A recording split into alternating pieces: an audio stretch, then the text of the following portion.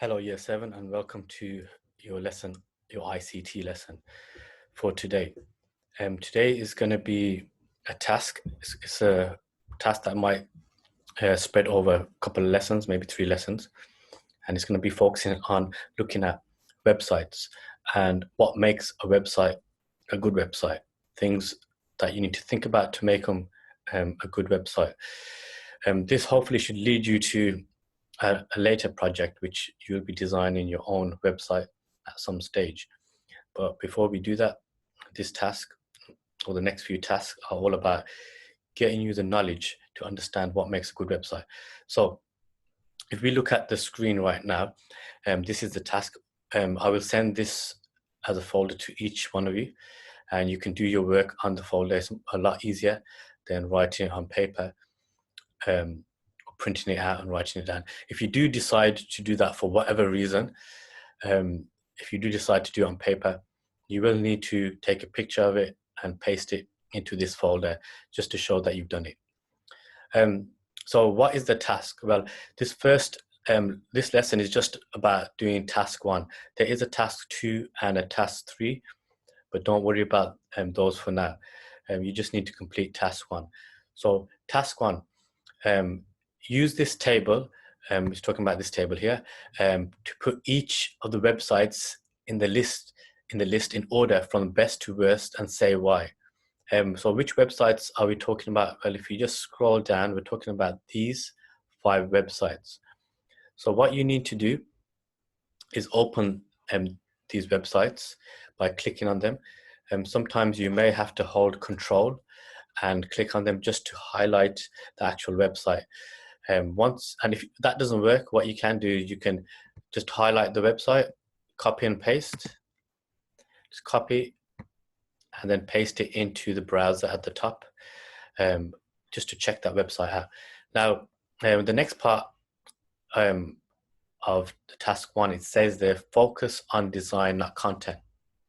That means we're not looking at what they've got in the website, what they're talking about, what they're selling, or anything like that. We are just talking about the layout of the website, the design of the website, how the look of the website. So what are the things that you need to talk about? Well, I've mentioned a couple of things here, and it's not just about these.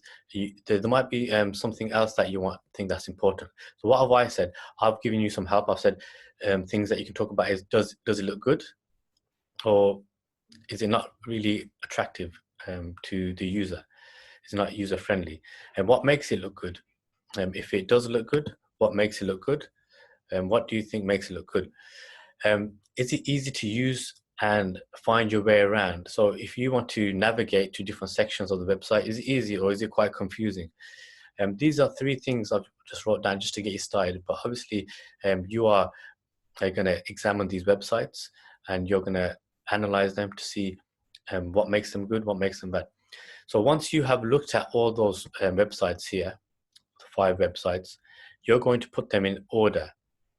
So you have site 1, 2, 3, 4, and 5 just at the side here, and you're going to put them in order. So if you think site 1 is the worst, you'll put it at the bottom here. If you think it's not the worst, but it's almost towards the bottom, you can put it here. So it's up to you. After looking at the websites, it's up to you how you order them. I wouldn't start ordering them straight away. Make sure you check all the websites out first before you start putting them in order. Once you've placed them in order, you have to talk about why it's better than the one below. So obviously the one at the bottom, there's nothing below, so that's why I'll blank this out. But you're going to talk about why the number 1, the position that you put the number 1 website, why is it better than the one below? What makes it better than the one below? What's the difference? And you keep doing that all the way down, comparing the websites in this section here, in this column. Now, let me just get rid of my face. Now, this section here is the opposite to this. So why it's worse than the one above it. So again, I'll blank this out because there's nothing above this here. So you don't need to fill those out. But for example, this one here. So whichever position, whichever website you put in this position here, you're going to say why it's worse than the one above. Okay, so what makes this website worse than the one above it? Likewise, this website, whatever you put in this position, what makes this website worse than the one above it?